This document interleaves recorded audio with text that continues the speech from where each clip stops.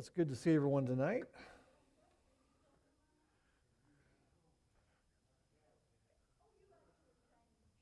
Last week we were doing bounce houses about this time. We had hot dogs and I'm not sure which is louder. Yeah, we were getting rid of all the plastic eggs that have been hanging out in the office for a couple of weeks last Wednesday night. We had a good time, and so yeah. If you did tune in online last night, you forgot, where were they at? Couldn't figure out where the live stream was at. Well, last week we were doing the makeup Easter egg hunt, and had a good time last night. Had a good turnout. We were really grateful for all that we had a chance to do last Wednesday night. But tonight we are jumping back into our study on Abraham, father of nations. So go ahead and open your Bibles to Genesis chapter 12.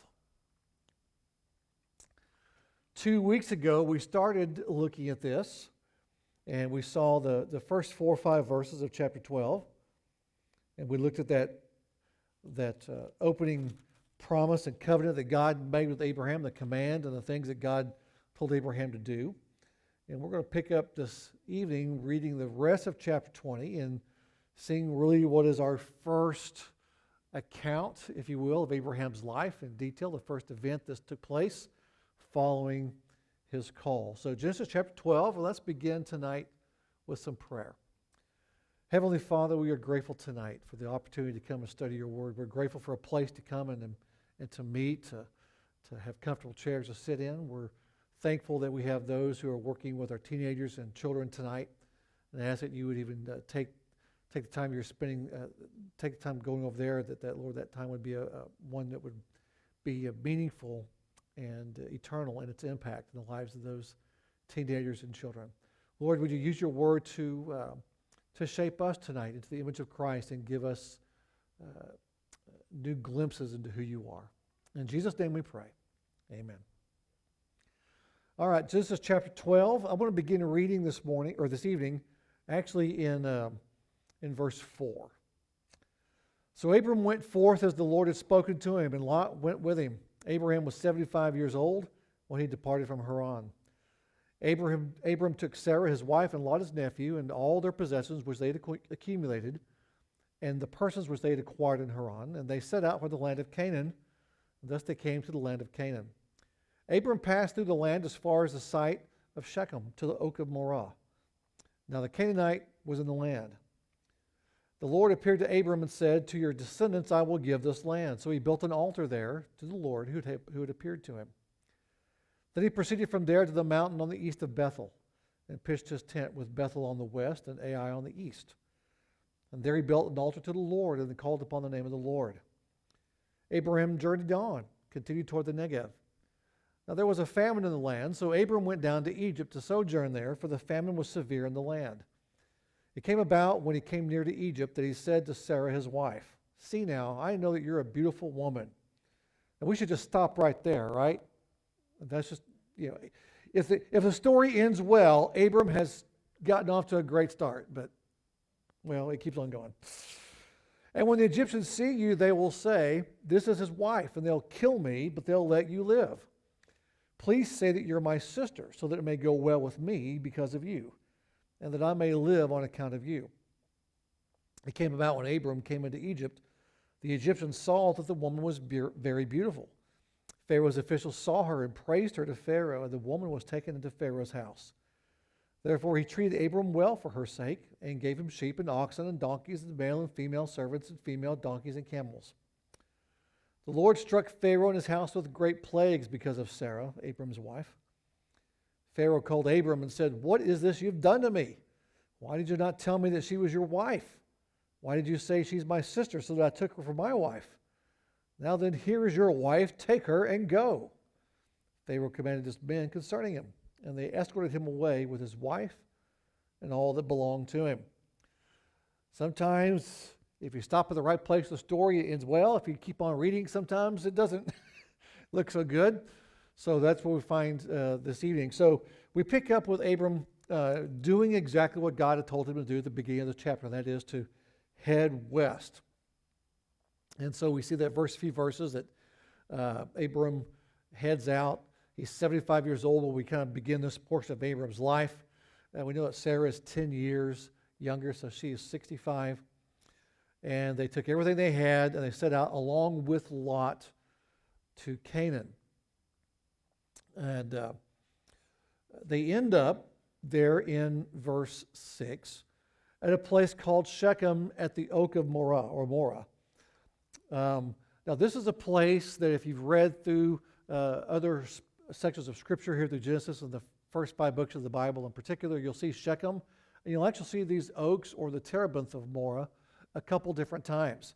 They have some significance. In Genesis chapter 35, what we'll see here is that when Jacob is coming back, that he stops at this exact same location. This is where he buries the idols that Rachel and Leah and the family had brought with them from Laban and from that family. So Jacob is there and does some things there. Deuteronomy chapter 11 mentions this exact same spot. Joshua 24, Joshua actually sets up a little altar here, and it's a spot of thanksgiving, celebrating a victory. So there are a number of things. Judges 9, a couple different places talks about this. This oak of terebinth seems to have been a significant place. Either way, it's where Abram comes, and when he gets there, we'll see this a couple times here. Abram gets there. He kind of camps there for a little bit. And it's where in verse 7 that God tells Abram, look around you, this is where your descendants will get the land. Now, if you're looking at a map of Israel up here, Shechem is on the northern 1/3 of what you might think of today as Israel. So that northern 1/3, when he goes from Shechem down to Bethel, Bethel's kind of in central Israel, not too far away from Jericho, and then he'll talk about the Negev, and that's the desert portion of the southern part of Israel. So what Abram is doing through this chapter is essentially kind of making a journey from north to south through what we would call the promised land, through the land of Canaan. So he gets to Shechem, and this is where God says, okay, now you've gotten here. I told you back there that just go until I said stop. Well, here is where I'm going to fulfill the promise. This land will belong to your descendants. So Abram, having heard from God and having the promise kind of confirmed and even clarified a little bit, puts up an altar. Now he'll do the same thing again. He will move from there to Bethel and he will make another altar. In fact, this is one of the things we'll see, not just in Abram's life, but we would see it through Jacob's life. We'll see it through Isaac's life. We'll see it through Joshua and Moses and others, that they will, when God does something like this, when God keeps a promise, or when God shows up, or when God makes a promise, a number of different things, they will stop where they are and they will build an altar and they will worship there. Noah does the same thing after the flood. It seems to be that when God shows up and begins to work through these individuals' lives and they see something happen or God speaks or whatever's going on, they always stop and build an altar. Now, what might be significant about building an altar?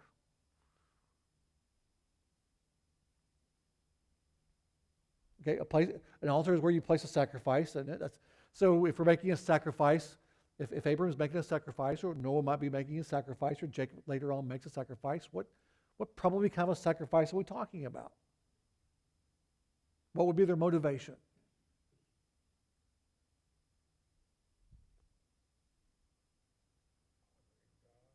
Honoring God. We see a little bit of this, verse 8, when he builds that second altar down in Bethel.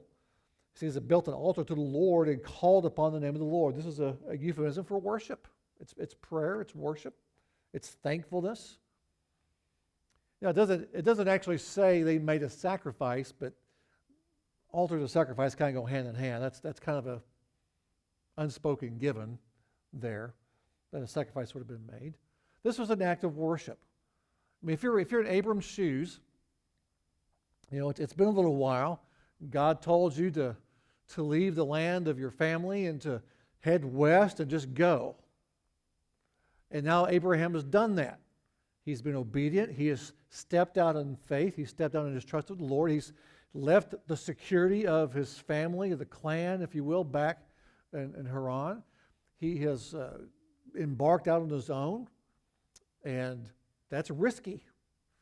There's all kinds of dangers out there. And he gets there, he's arrived, and God said, this is the place.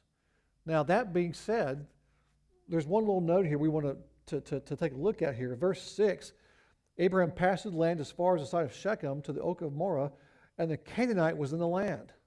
So when Abram shows up and God says, this is the land I'm going to give you, what else does Abram also see? Yeah, the people who are already there. And so, it's okay, that might be an issue at some point down the line, right? God says, can you imagine just kind of driving down the road and you see a house? Oh, that's a nice house. And God says, I'm going to give you that house. So you look at it and go, yeah, but someone's living there right now. I can't just walk in there and take the house and say it's mine because God said so. Well, you could, I guess. I don't know how well that would be received. But our narrator is giving us a hint. There's some tension here. God has made a promise, and God said this is where the promise will be fulfilled. But in the meantime, there are people living here. There are Canaanites here. Just kind of a passing thing. The other thing I would note too here is this. God tells Abram this will be the land specifically that your descendants will have. So he tells Abram, to your descendants I will give this land. Does that mean Abraham's going to get the land? Not necessarily. It means Abraham's descendants will get the land. So there's some things at play here. We know, if we were to go to Hebrews chapter 11 in the New Testament, and as the author of Hebrews is starting what we often call the Hall of Fame of Faith, he references Abraham. He gives a lot of that chapter 11 to Abraham. And one of the things he says is that men like Abraham had great faith because God made them promises and they lived their lives with the belief those promises were true without actually seeing, for the most part, those promises actually come true. Abraham never saw descendants that were as numerous as the stars in the sky or the sand on the beach. He never saw that. Abraham never saw Israel get the promised land. So all these things that God covenanted with Abraham to do, Abraham never actually saw them come to sight in his lifetime. They all happened long after he was gone. And yet he lived his life assuming those things were true. So Abraham shows up. God says, this is where it's going to be at. This is there. And same thing with Bethel. And he builds an altar as an act of worship. I did do a little investigation here, and obviously we are not yet in the time of Moses. But God does, in fact, give the Israelites later on down the road some instructions on building altars. Would y'all be curious about what those instructions are? You might be surprised by what they are. If you were just to guess here, if you thought, okay, God gave some instructions on how to build a proper altar. This is just altars. It's an altar in general. It's in Exodus chapter 20, by the way. But don't go look at it. Don't. you have to. Right now, you have to guess. Okay. So if you were, what would you imagine God would tell the people of Israel to do when it comes to building an altar? It looks like a huge barbecue pit. Okay. Okay. So you're expecting some dimensions to be given. Okay. All right. Building materials? It's hard to do in the desert.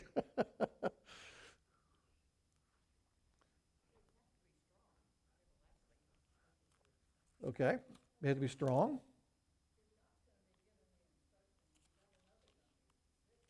Okay.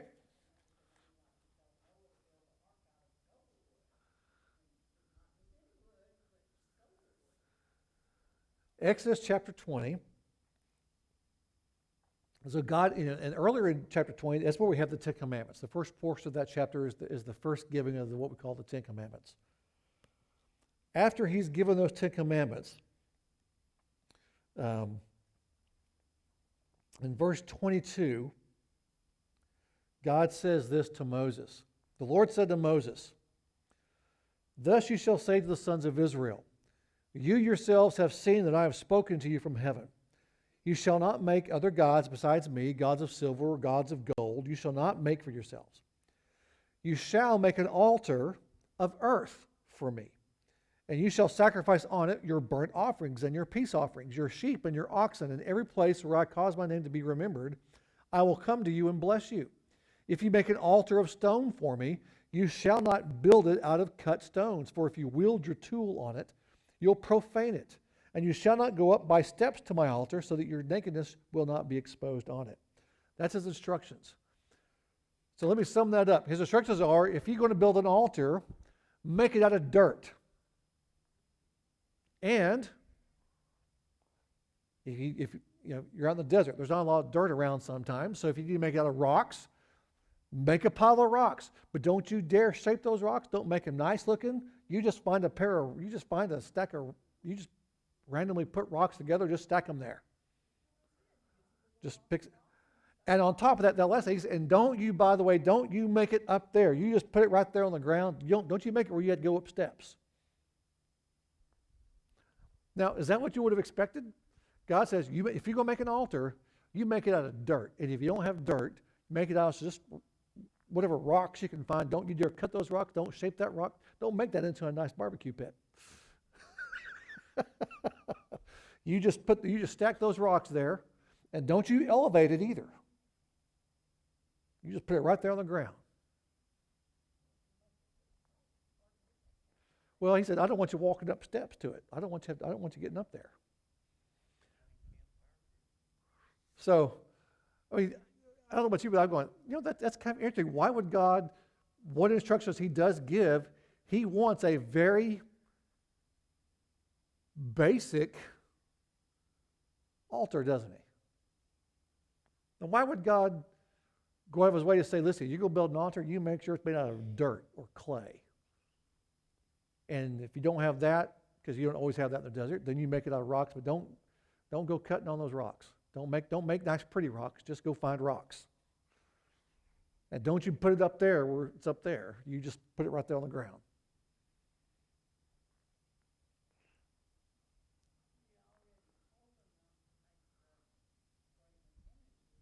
Mm-hmm. Yeah.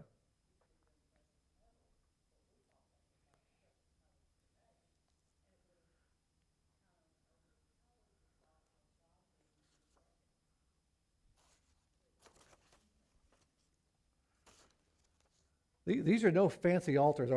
Recognize when Exodus chapter 20 happens, and I realize we're not looking at Abraham at the moment, and I got to look at the altars with Abraham building altars, and this is something fairly common for Abraham and for Isaac and others, that when God does go out of his way to give instructions for building an altar, he wants it pretty basic.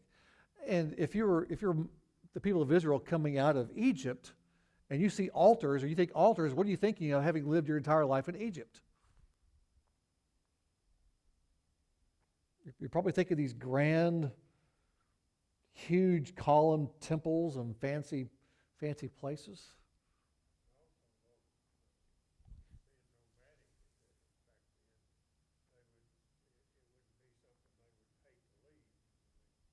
Okay.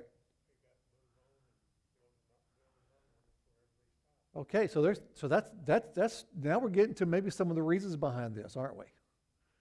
So if you didn't hear all that, Ernie pointed out that if you're a nomadic people on kind of wandering around the desert, building something that can't be easily moved is not going to really benefit you too much, is it? In fact, if you build something kind of artistic and designed and elevated, what might you be tempted to do? Yeah, just stay there. And what if that pillar of cloud or that pillar of fire moves on somewhere else, but you got your altar right there?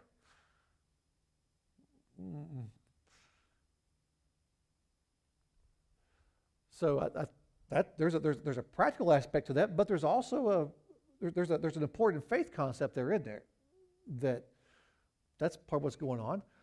I think there's also an element here of this. Listen, I don't want you to look at that and go, look how good I was. Man, I built myself a nice altar.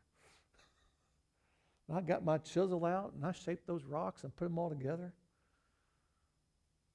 Made that golden calf, put it right there on top of that thing.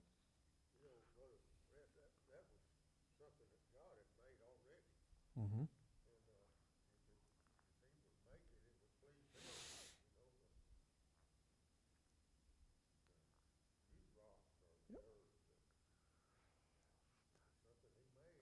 If that just dirt or rock altar is there, who made that dirt and that rock just the way it was? God did. I think there's a couple things here. One is this: there is this idea of we've just and if we go back to Genesis chapter 12, in chapter 11 we had that whole we didn't really look at the Tower of Babel thing in detail here, but you look at the Tower of Babel, and God had told them to be mobile. You go out and fill the earth, and people of the Tower of Babel went, we were going to stay right here. And if you build that fancy altar, what are you going to do? Stay right there. Not be ready to go, which is exactly what God had told Abraham to do, to go. You're not going to be mobile. You're not going to be obedient. You're going to be attached to a specific spot or to a specific ritual, to something that you put together. Sometimes we do that, don't we? We get attached to things and not to the God who provided the things. So that's part of what's going on. Part of what's going on is this, that I think there's something in this. When the people of Israel were to bring their sacrifices to this type of an altar, they can't be proud about what they've accomplished in the process. They can't be looking at that pile of rocks and go, man, I know how to pile of rocks. It's just whatever's laying around. Well, look at me, I carved that or I built that. They can't say that. In fact, God's the one that provides the elements of the dirt. He's the one that provides the random rocks laying around. Everything in that sacrifice is provided by God himself. There might be a lesson in that for us. So when we come to worship, even today, we've got to be careful that we come with humility. That we come understanding that everything we have to bring before God, the acts of worship itself, are things that he has provided for us. If we're gathered together on a Sunday morning and singing, who's provided the voice with which we sing? He has. Who's provided the breath with which we speak?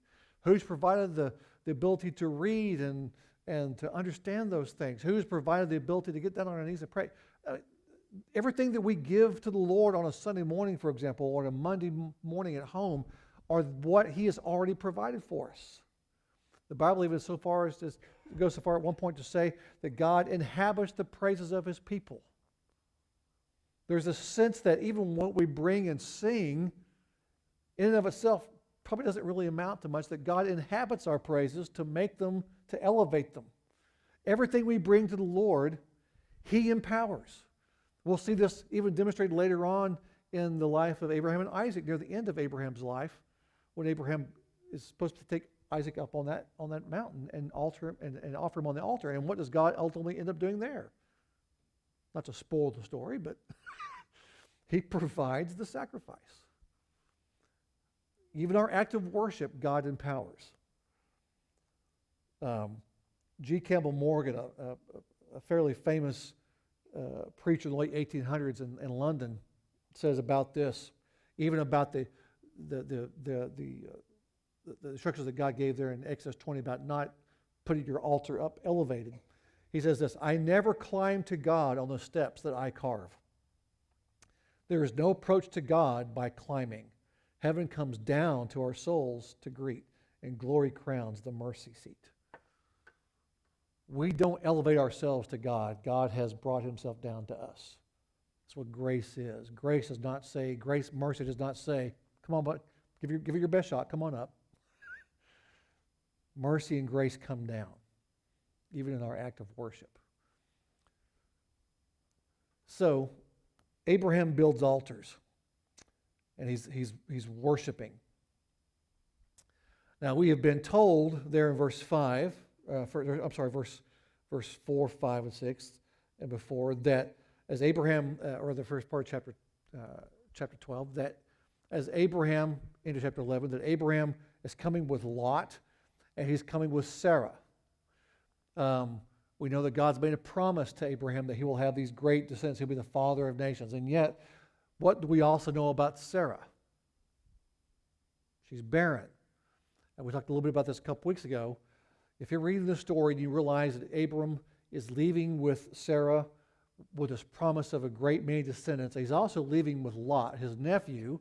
But Lot's dad, Abram's brother, has died. And the language of chapter 11 seems to indicate that Lot essentially came into Abram's household almost like Abraham adopted him. So if you know that Abraham is supposed to have all these descendants and that Sarah can't have any kids, what might be your assumption about Lot? Well, he seems to be an obvious solution to the problem, right? That would be kind of the idea. Well, we're going to have a possibility to see some of that, but we're going to have a story that's going to illustrate to us why that's not likely going to be what happens. Abraham goes from Shechem to Bethel, builds another altar. From Bethel, he goes on towards the Negev. And there in verse 10, we have the arrival of a famine. This, again, seems to be a recurring theme. There will be some parallels between this and the story of Jacob later on, and even Israel, for that matter. You'll see some parallels with it. You know, Jacob, much later in the book of Genesis, will be in that part of the country, and there will be a famine, and they'll end up in Egypt too. But here, Abraham is in the middle of famine and heads to Egypt. Now, as they get close to Egypt, Abram, at this point in time, begins to realize he might have a problem. And that is this: his wife is just too pretty. That's his problem. And you're kind of going, really? That's your problem? I'm not asking for any comments from the gallery there. Abraham, you know, he's trying to butter Sarah up here a little bit because he has in his mind what you're not going to look at and go, okay, that's a dumb idea. So to preface his dumb idea, he says, honey, you're just so pretty. Here's my dumb idea. So he says, listen, we're getting ready, we're our strangers, we're wanderers, we're nomads here. We're going to walk into one of the more powerful countries of the earth at this point in time. Not as organized as it will be later on, but we're still getting ready to go into Egypt here, and we're the outsiders. And in this day and age, he's just worried about they're going to see him. He's got some stuff. He's not massively wealthy yet, but he's comfortable, and they're going to see him and his wife and go, yeah, we like her. We don't need him. And we'll just get rid of him, take his stuff, and take her. And so Abraham concocts this plot because we do know that Sarah is in fact his half-sister as well as being his wife. So he says, I'll tell you what, we're not going to exactly lie, but we're not going to tell them the whole truth either. And what we'll do is we'll just tell them that you're my sister. Not that I married you, just that you're my sister. And maybe by doing that, he says, things will go well for me. In other words, I won't get killed. Things will go okay. So, Sarah, I need you to take one for the team here.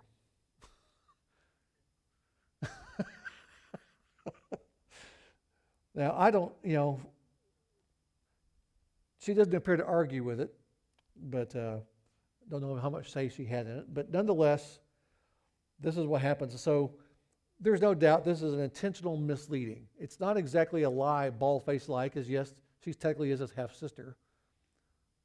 But there's a significant piece of information they're leaving out to give people the wrong impression. That's the idea. Now, let me ask you this. What exactly would this have accomplished? If it, what's the idea of, let's say they go to Egypt and he says, oh yeah, this is, all they got, oh man, that woman's, oh yeah, she's my sister. Oh yeah, he's my brother.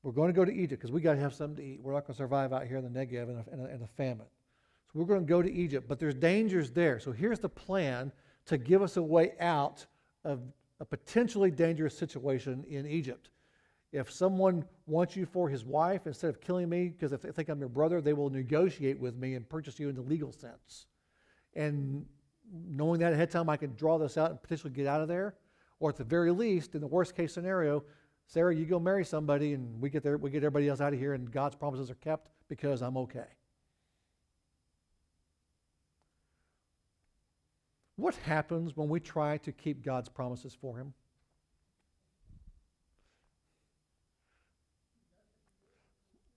Of course, we're going to see this happen in a different way later on down the line with Abraham, but if God makes a promise, what can we pretty much count on happening? That he will keep his promise in his... Does God need my help to accomplish what he's promised he's going to accomplish? I'm guessing no. I'm guessing God's quite capable of doing his own work without me being the crucial linchpin. So he gets there. And his plan, in some respects, probably had some merit. But what he didn't count on was it wasn't just some random Egyptian dude that was interested in his wife. Who was it? Pharaoh. Now, Pharaoh is not just your average guy who's going to go negotiate with you for what he wants. He's the king. And when the king wants something, he just takes it. And so that's what happens here.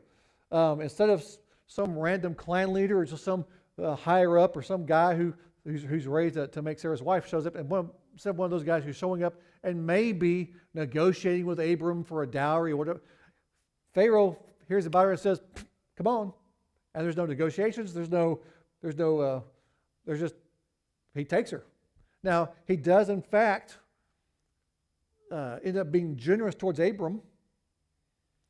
But there's no negotiations. There's no delay tactics here. There's no pulling out a plan and getting out of Dodge. Pharaoh says, "I'm taking her and we'll negotiate afterwards." and I don't think Abram was planning on that. And so what we find ourselves with here is that Sarah is taken and she is now in Pharaoh. She has been part of Pharaoh's household. She's there. We don't know the details of what that looked like, but she's in the house. And Abraham's plans, whatever they were, are now shot. Now, the other side of that is that Abram is getting wealthy off the deal. In fact, we see there's a whole list there. Verse 16, Pharaoh treated him well. Gave him sheep, oxen, donkeys, male and female servants, female donkeys, and camels. She must have been really pretty because Abram got a lot of stuff. And when we will find Abram does become much more wealthy as a result of all this. Because even when this whole story is resolved, he will walk away from Egypt with a lot more than he came in with because of all this little thing.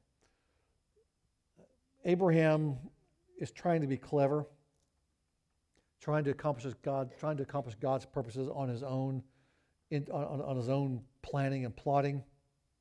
Now, I ask this because what was it that brought Abram to the promised land to begin with? Was it Abram's great planning and cleverness?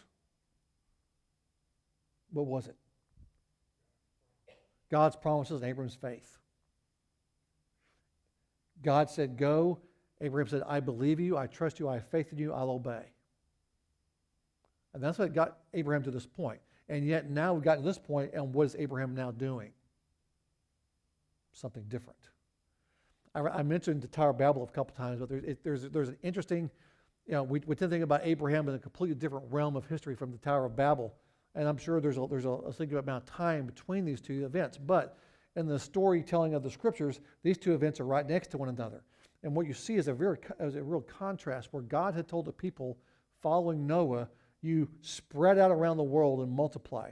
And the people of the Tower of Babel said, I think we're safer if we stay here and build this thing and elevate ourselves. We want to make a name for ourselves. We want to protect ourselves. So they did the exact opposite. They disobeyed God. They didn't trust God. And so they sought for themselves in their own plan by building that tower and congregating into a city at that point in time in chapter 11. We will do for ourselves the things that God had promised for us. But we're going to do them ourselves in our way. And of course, it backfires. Well, in Genesis chapter 12, the promises to Abraham are this. You go where I take you leave where I send you, and I will protect you. I will bless those who bless you. I will curse those who curse you. That's God's protection. And Abram, I'm going to make your name great. The very things the people of the Tower of Babel wanted by disobeying God, Abram gets from God by trusting him. And yet we get to Egypt, and what's Abram doing? He's trying to accomplish God's purposes through his own devices. He's no longer trusting. He's now taking matters into his own hands and trying to solve the problems on God's behalf. And that just never ends well. Abraham is using the same wisdom, if you will, that the people at Babel used. And he's foregoing faith in the provision of God. When God promises, the promises of God will be delivered by the work in the hands of God. Not our own cleverness. Whether it's our salvation or there's even our call to worship. We get ourselves in trouble when we try to accomplish God's purposes through human planning and human cleverness and human effort. And by the way, we don't just make trouble for ourselves when we do this. In the end, the only guy who sees any measurable outside consequences to all this is Pharaoh. He takes Sarah to be his wife, and it says that God brought plagues upon him. So Abram lies, Pharaoh gets the consequences. Now that hardly seems fair, does it?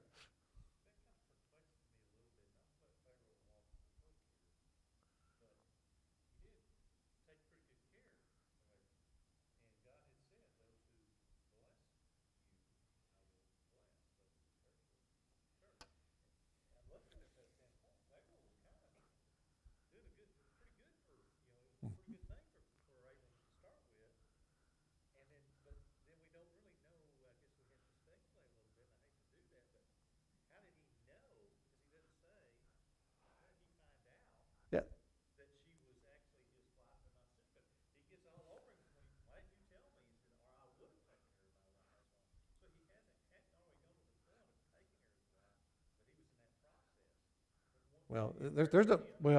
There's no process here. It says she's in his household. She's there. She's his wife as far as he's concerned.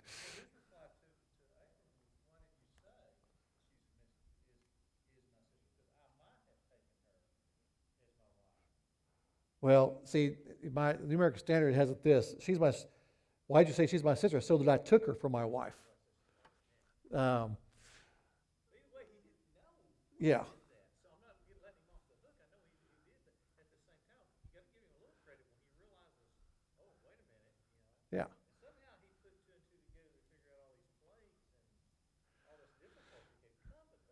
So, and you're right. There's a lot of detail here we don't have. We don't know to what extent Sarah. I think there's a couple things we can assume here. We can assume that Sarah is not the only wife. We could probably assume that she's part of a harem. That's probably a fairly safe assumption. So, at the very least, we know that Pharaoh is probably guilty of at least adultery here. He's guilty of polygamy and adultery. He's guilty of that. He also is guilty. He's aware enough to know you don't take another man's wife for your own wife. He seems to know you don't do that. And whether he did it out of ignorance or out of malice, either way, he's still done it. Now, how did he figure out that whatever bad's happening to the plague, how did he figure out that that was because of Sarah and the situation? I don't know. If I were to speculate, I would say this, that much like the people of Israel when they were in Egypt, all those years later, the plagues are coming on the Egyptians and the Israelites are in there and they're protected from the plagues.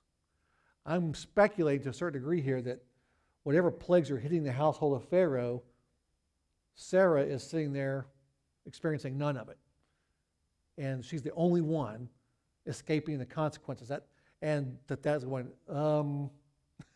maybe that kind of points out what's going on here a little bit.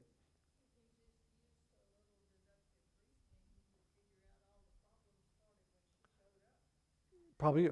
And at that point, he's probably saying, Sarah, come here. What's going on? So if I had to speculate, that'd be what I'd say. I would say, okay, whatever happens plague-wise, Pharaoh's going, this all started when she showed up. She's the only one not suffering. Come here. Let's have a talk. And he goes, what are you doing to me? And then he has the conversation with Abram. Now, on the one hand, you're right. Pharaoh is not innocent. He's got a harem. He's still committed to sin. Now, he may say, I didn't know it was a problem, but either way, God doesn't excuse us from sin because we think we didn't know what the rule was. We're still responsible for it. And then two, Abram is the one that set this thing up by lying. But sometimes our sins do affect other people, don't they? That's one thing I think sometimes we forget, is we think to ourselves, well, it's just, who else am I bothering by this? But the truth is, our sins sometimes do affect others. Others can suffer the consequences for what we do wrong. That's just a reality, isn't it? So Abram and Sarah are wrong here.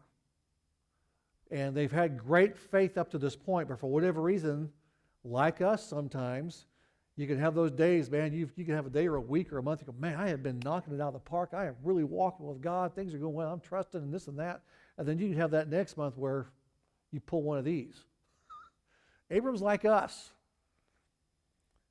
He trusted God, and then God got him this far, and then he had that moment where he got kind of scared. And he got afraid. And as a result, he decided to, in order for God's promises to be kept, he's got to do some things on his own to make sure it happens. So he hatches this plot. Now, the other side of that, kind of similar, Pharaoh suffers the consequences, and it kind of looks like Abram comes out of this thing smelling like a rose, doesn't it? Because he gets Sarah back and a bunch of stuff. Now, you're right in the sense that Pharaoh appears to, his intentions are to treat Abram well. But really, whatever Pharaoh's intentions were, what did he actually do to Abram? Stole his wife. He threatened the promise of God. Now, he didn't do it on purpose, probably, as far as we can tell.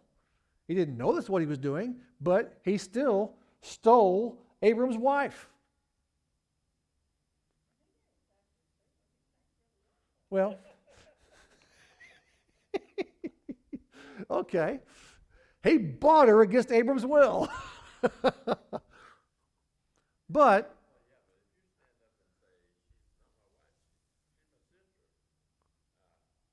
yeah.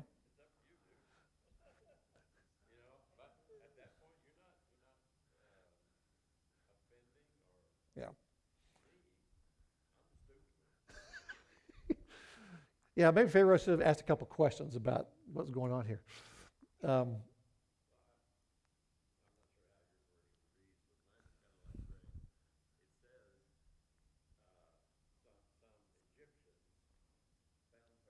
Mm-hmm.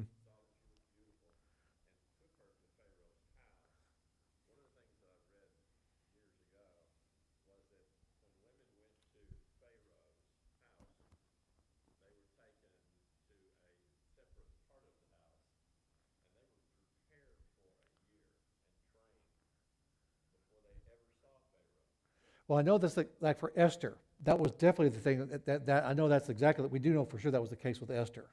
I don't know for sure if it was the case with Pharaoh or not. Yeah.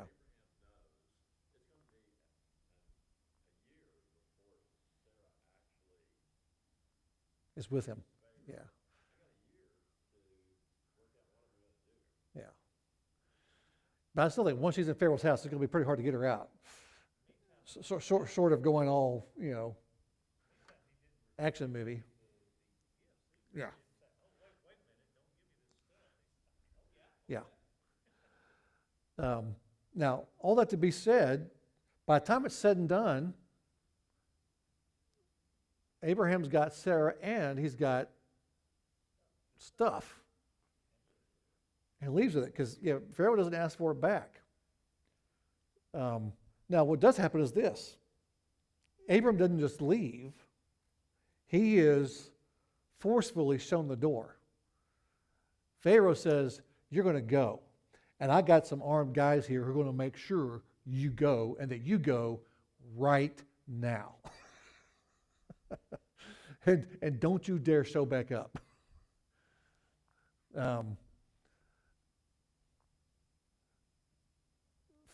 Abram left. He may have left with Sarah and he may have left with the stuff, but did he leave with a reputation and his name intact, and did he leave with dignity? No. He left having embarrassed himself. He left having Pharaoh, these other people around who were there, looking at him as someone who had deceived them and who had lied and who endangered them because of his cowardice. He leaves being exiled. You can't really be exiled from places not your own, I guess, but he leaves being escorted out and saying, don't you ever show your face around here again. So Abram does not exactly leave on good terms.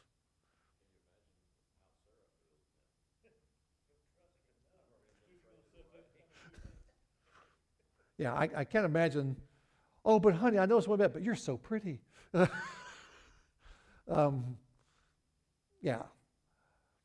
And I think we will see the fruits of this show up later on. Obviously, we can see how this might lend to some of the plotting and scheming that Sarah will be doing later on down the line. And even the speculation of this. One of the things that Pharaoh gives them, or gives Abram, he gives Abram a bunch of servants. I think it's reasonable. We do know that Hagar is Egyptian. Don't know for sure. It seems like a reasonable idea that they acquire Hagar as Sarah's maidservant in this process. Don't know that for sure, but it seems fairly reasonable. And of course, we know the role that Hagar is going to play later on down the line with Sarah's own attempts to circumvent God's promise, or to help God out. And we know the problems that arise from that. Again, a bit of speculation, I grant you, but it doesn't seem beyond the realm of possibility that they inherit Hagar here. And if that's the case, does Abram reap some consequences later on down the line of the problems he sowed here? Yeah, he does. Again, I can't say that 100% for sure, but that seems like a fairly reasonable possibility. Now, all that to be said, we're looking at this and going, okay, Abraham doesn't come out of this thing smelling like a rose.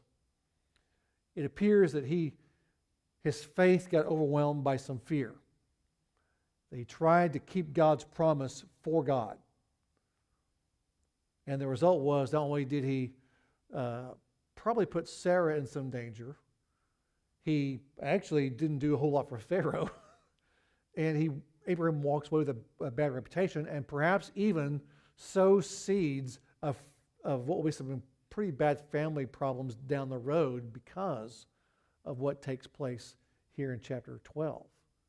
So I think there'll be some long-term consequences. So all that happens, and yet,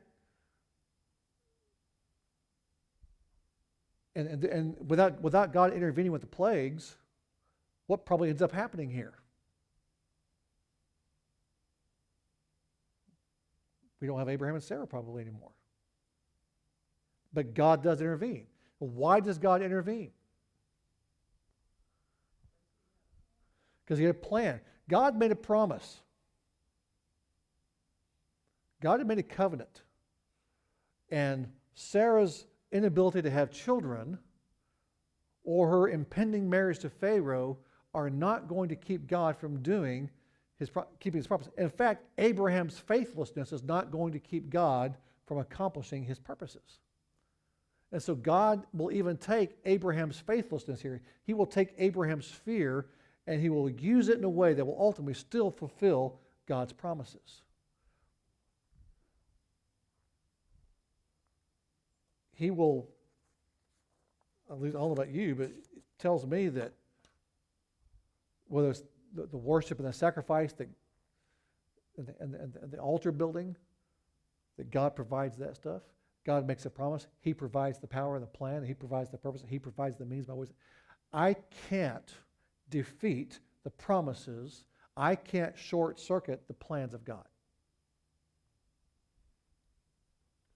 Even as a believer, now living in Christ, I don't have to live day to day wondering if I say the wrong thing, if I don't do something, if I don't pray just the right way, if I don't do just or that somehow I will keep God from keeping his word.